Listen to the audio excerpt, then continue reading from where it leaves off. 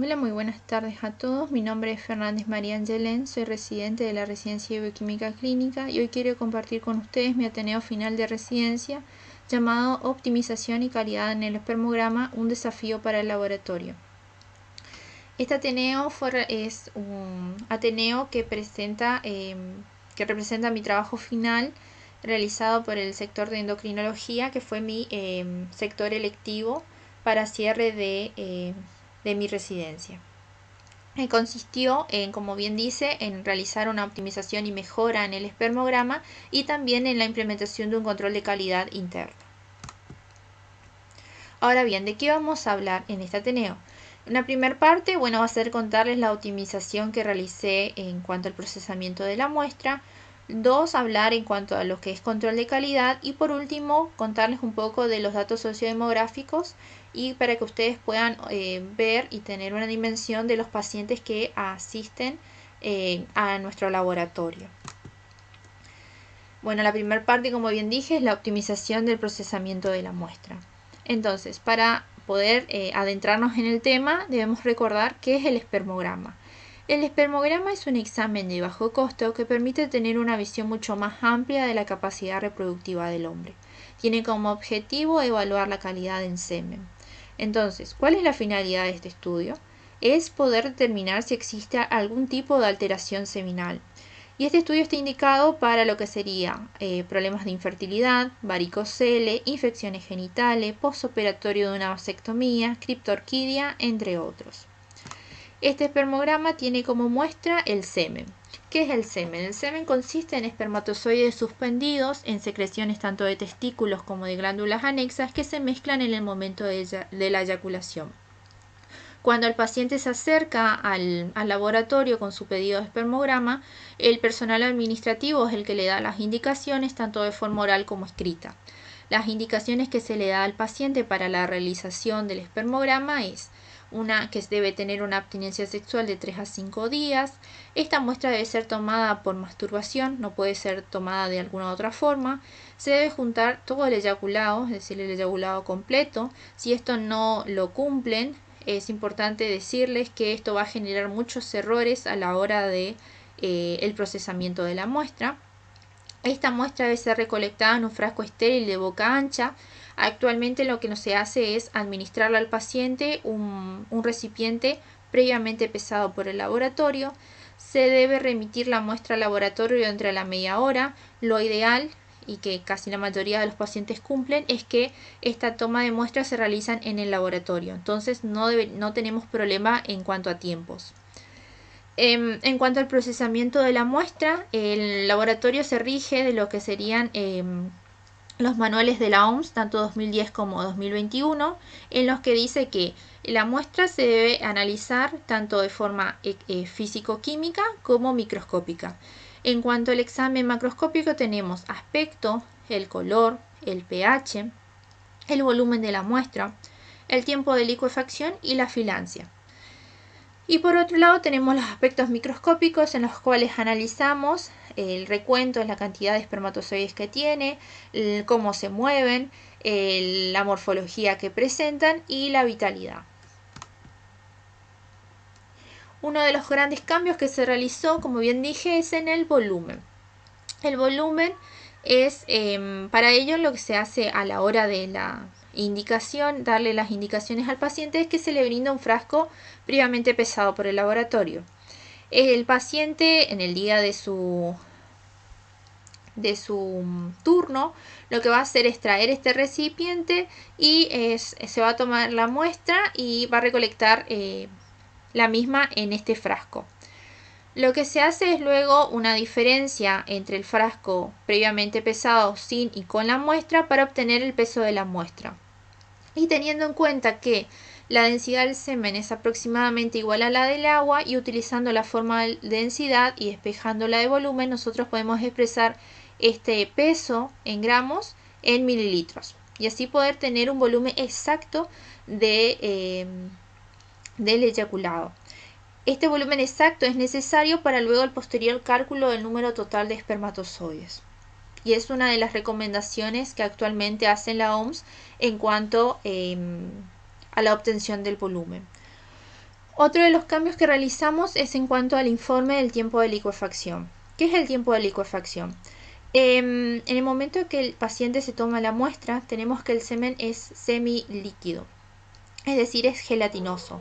A medida que transcurre el tiempo, a través de enzimas, estas van a generar una muestra mucho más homogénea, que es lo que nosotros buscamos para poder, luego de realizar las determinaciones posteriores, o sea, el análisis posterior de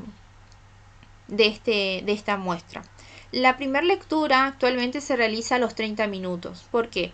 Porque la mayoría de los pacientes entre 15, o sea, de una paciente normal, ¿no? Es el tiempo de licuefacción se da entre los 15 a 30 minutos. La mayoría de una persona normal, en ese tiempo ya tendríamos una licuefacción completa. En ciertos pacientes que no cumplen esto, lo que se hace es otra vez esperar, o sea, se deja incubar a 37 grados esta muestra y se espera unos 30 minutos más. Es decir, que la lectura se realiza a los 60 minutos. En caso de que no llegue una licuefacción completa, se informa como parcial, se deja sentado en el informe y se procede al procesamiento igualmente de la muestra. Siempre teniendo en cuenta que de homogenizar bien, porque esta muestra ya es heterogénea. Otro de los grandes cambios que se realizó fue en el examen microscópico, que ahora actualmente realizamos por duplicado cada análisis microscópico en distintas alícuotas. En este caso podemos observar que tanto movilidad como test de vitalidad en este caso se tienen como en común es que se expresan en porcentajes.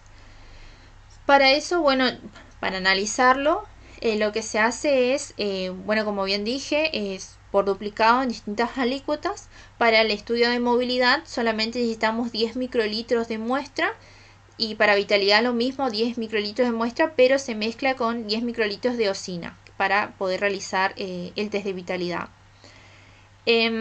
Tomando como ejemplo movilidad, por ejemplo, entonces realizamos en dos alícuotas distintas, tomamos 10 microlitros, siempre homogenizando bien la muestra, y se realiza la clasificación en cuanto a movilidad en móviles progresivos, es decir, los espermatozoides que se mueven y avanzan en el campo. Móviles no progresivos son los que se mueven pero no avanzan en el campo, siempre se mueven en el mismo lugar. Y luego están los inmóviles, es decir, que estas no se mueven y que nosotros a través del test de vitalidad luego tenemos que analizar si estos son vivos o están muertos. Entonces lo que nosotros hacemos es analizar la alícuota 1, sacamos los porcentajes. La alícuota 2 también sacamos los porcentajes para esta clasificación, y luego para cada uno realizamos, en este caso tomé como ejemplo móviles progresivos de la alícuota 1 a alícuota 2, realizamos un promedio. Este promedio lo que nos habilita es poder entrar a una tabla que nos brinda el manual de la OMS, y nosotros podemos ver si la diferencia entre estas es aceptable o no, si hay discordancia, o sea, hay mucha heterogeneidad entre ambos recuentos. Si es aceptable, me permite ya poder informar, y en caso de que no, lo que me dice es que si esta diferencia es mucho más amplia de lo que es aceptado, yo debo descartar estas alícuotas y debo volver a preparar dos alícuotas distintas, homogenizando otra vez bien la muestra y analizarlas. Si es aceptable, ya lo puedo informar, y si no, lo que me dice es que en este caso debo sacar un promedio entre todas las alícuotas, en este caso entre las 4 alícuotas, e informar que, bueno, que este promedio estaría sujeto a una heterogeneidad de la muestra. De la misma manera se procede con el test de vitalidad. Se saca el porcentaje de espermatozoides vivos de la alícuota 1 a la alícuota 2, se saca un promedio, y luego esto otra vez se va a la misma tablita expresada en porcentajes, y bueno, ver si la diferencia es aceptable o no. Este procedimiento es importante porque lo que hace es minimizar las posibles diferencias debido a la heterogeneidad propia del semen. Otro de los grandes cambios que se hizo en cuanto al recuento espermático, anteriormente lo que no les dije es que mientras nosotros estamos realizando la clasificación de la movilidad de los espermatozoides, nosotros tenemos que ir viendo cuántos espermatozoides vemos por campo, porque esto es importante para luego preparar la dilución que se necesita para realizar el recuento. Entonces, yo estoy realizando la movilidad, veo la cantidad de espermatozoides por campo, me voy a otra tablita que me lo da el manual de la OMS, diciendo la cantidad de espermatozoides, dependiendo de la cantidad de espermatozoides que veo por campo, la dilución que se requiere. Algo que se estandarizó es que el volumen de semen sea de 50 microlitros. El diluyente lo que tiene como objetivo es de matar y fijar al espermatozoide, para que a la hora de hacer el recuento que se realiza en cámara de Neubauer, estos espermatozoides no se muevan, es decir, que queden quietas. Entonces, para este recuento también lo mismo, se realizan 2 diluciones con alícuotas distintas. La alícuota 1 se carga en la región de arriba de la cámara, la alícuota 2 se homogeniza bien, se pone en el otro cuadrante. Otra cosa que se implementó actualmente es que esto se incuba por 10 minutos en una cámara húmeda.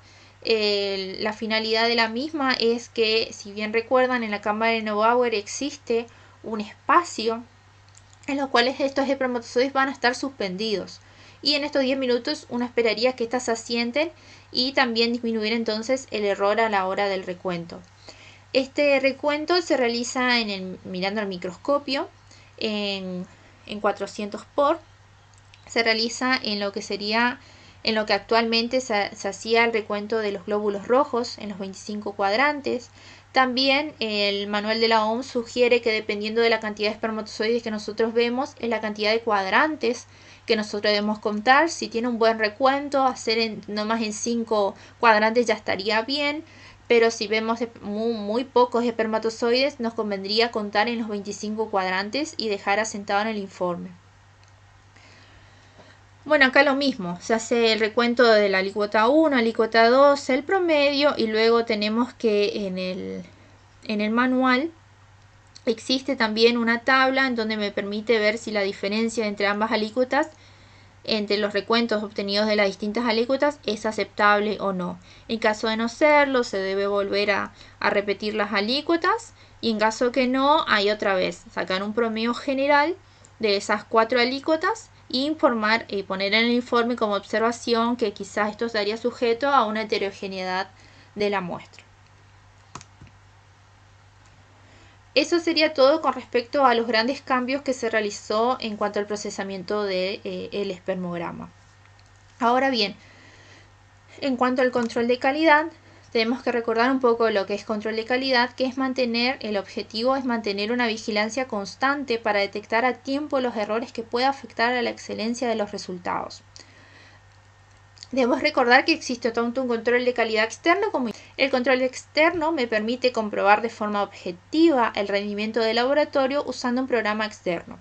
Es decir, que yo comparo mis resultados de mi laboratorio con respecto a otros laboratorios, y de esta manera me permite obtener la exactitud de mis resultados. Por el otro lado, tenemos un control de calidad interno que me permite detectar los errores en el trabajo diario del laboratorio y que me permita poder resolverlo de forma inmediata, y de esta manera obtener la precisión de los resultados. Es importante que nosotros en nuestro laboratorio conozcamos a qué errores, cuáles son los errores que podemos cometer. Si nosotros sabemos cuáles son los errores que podemos cometer, debemos minimizarlo. Una de las sugerencias del manual de la OMS es que para minimizar los errores, en este caso en cuanto al análisis del espermograma, es que se debe capacitar frecuentemente al personal que realiza el espermograma. Se debe tener procedimientos estándares operativos, es decir, la implementación de POEs, que actualmente en los últimos meses estuve trabajando en la implementación de un POE, que actualmente ahora el servicio lo tiene a mano. Tenemos siempre mantener equipamiento calibrado y saber que el análisis del espermograma está sujeto a muchos errores de muestreo estadístico. Realizando una revisión bibliográfica utilizando los manuales de la OMS y de distintos cursos que pude realizar en el transcurso de estos meses, es qué tipo de controles se le puede aplicar al espermograma. La recomendación es en forma diaria, semanal, mensualmente, de forma semestral y anual. Diariamente es la realización de que cada vez que viene una muestra realizar todo lo que se puede por duplicado. Así disminuiríamos el error de muestreo. Semanalmente lo que se busca es la repetición de algún pool, ya sea por un operador o por varios, y la realización de cartas de control. O también ver la variabilidad que existe entre los operadores, luego de poder graficarlo y analizarlo a través de una gráfica de Bland-Allman, para ver la variabilidad entre los operadores. De forma mensual, lo que se sugiere es la utilización de medias mensuales. De forma semestral es que el laboratorio participe de un control de calidad externo. Y de forma anual, siempre que se tenga en cuenta lo que sería la calibración y la verificación del instrumental utilizado. Ahora bien, ya tenía todo esto, ahora la pregunta era qué yo podía implementar en el laboratorio.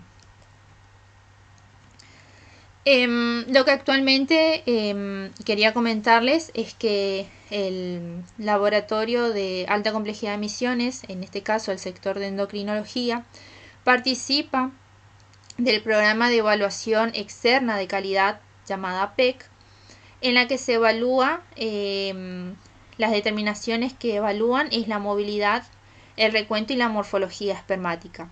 Esto se realiza, como bien dije, de forma semestral.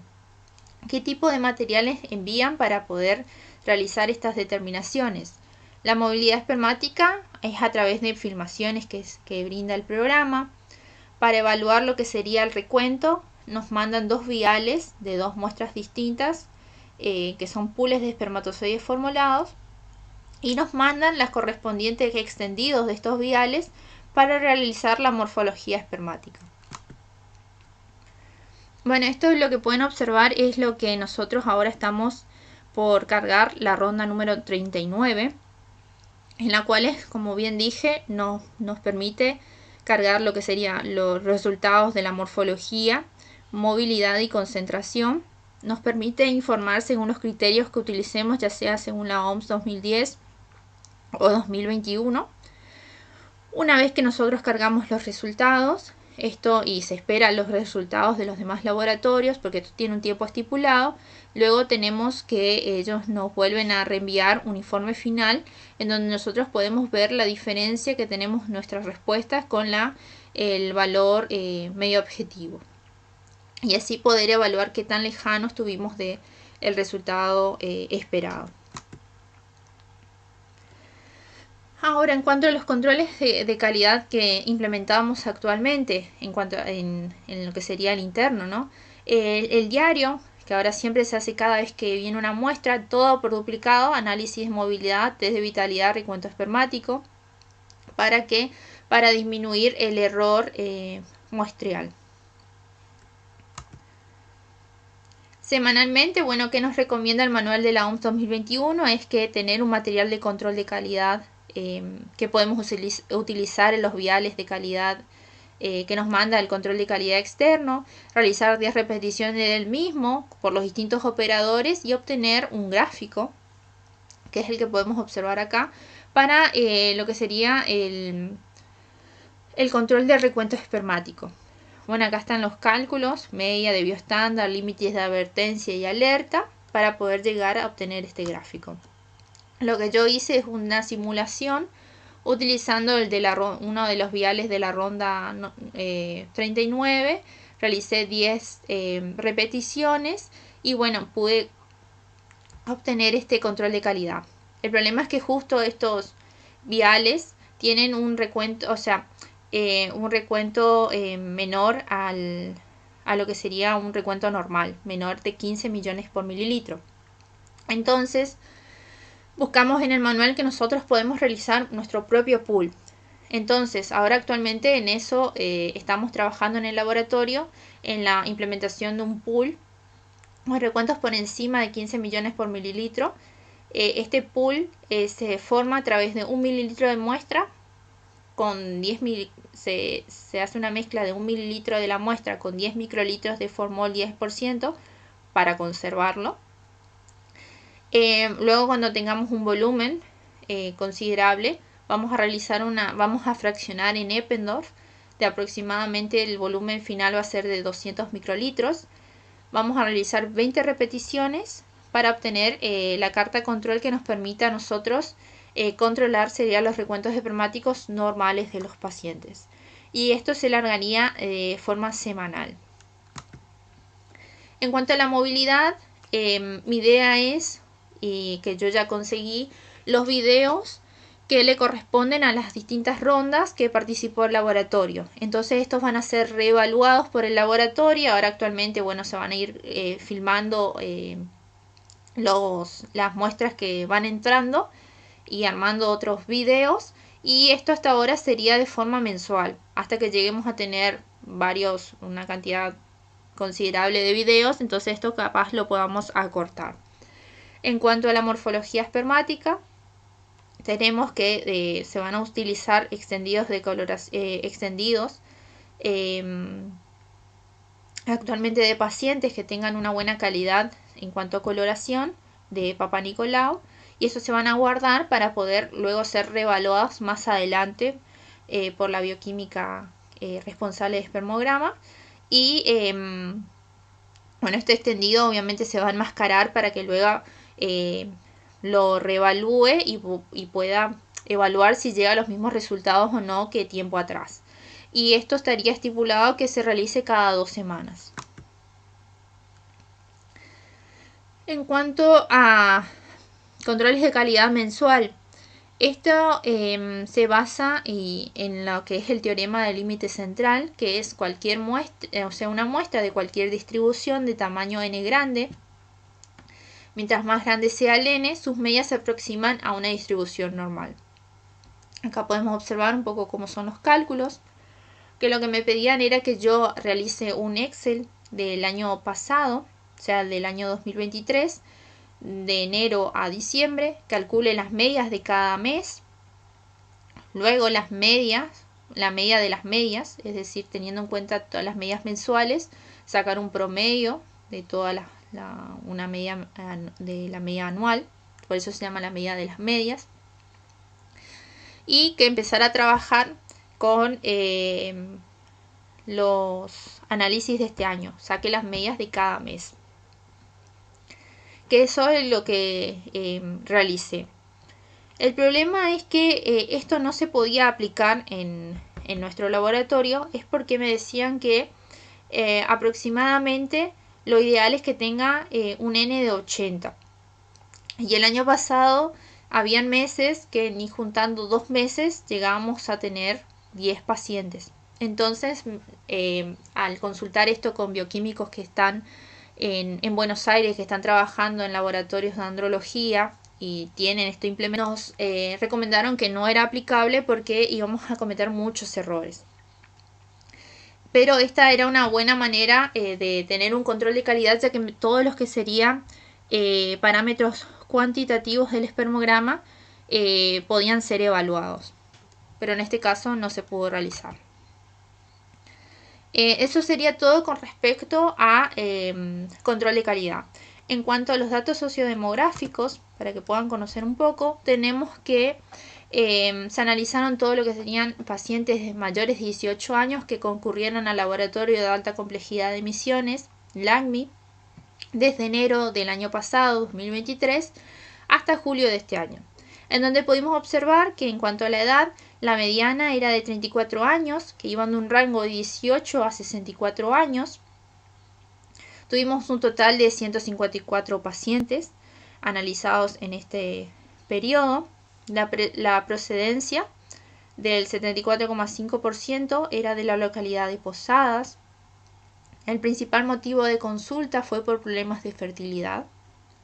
En cuanto a los parámetros macroscópicos del espermograma, tenemos que para aspecto, color, pH, volumen y filancia, más del 50% de los pacientes presentaban estos parámetros dentro de la normalidad. solamente que en cuanto a licuefacción tenemos que el 65,8% tenía este parámetro alterado.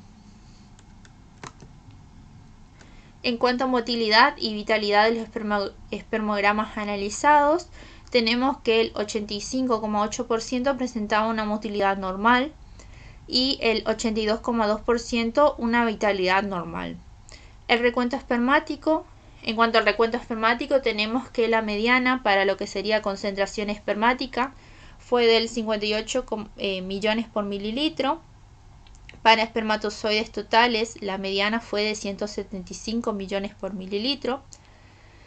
Viendo lo que sería la clasificación según recuentos espermáticos, clasificando a estos recuentos como normales, oligospermia, azospermia, recordando que la oligospermia son recuentos menores a 15 millones por mililitros y azospermias cuando no se observan espermatozoides luego de una postcentrifugación.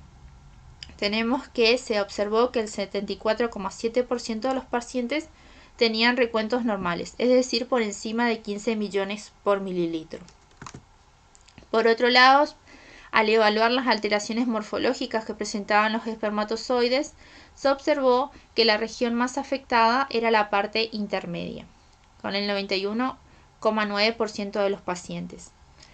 Evaluando cuál fue la mayor alteración en cada una de las regiones, se vio que en cuanto a los defectos de cabeza fueron las formas amorfas, en la cola las colas enrolladas, y en cuanto a la región intermedia, el 95,6% de los pacientes presentó un exceso de citoplasma. Entonces, en conclusión, mediante la implementación del control de calidad y una evaluación constante de las distintas etapas del espermograma, podemos asegurarnos que los resultados brindados por el laboratorio sean precisos y confiables para la toma de decisiones futuras. Este trabajo demuestra el compromiso continuo del laboratorio por obtener la excelencia en el procesamiento de este análisis y poder brindar de esta manera una mejor atención a los pacientes. Muchas gracias por su atención.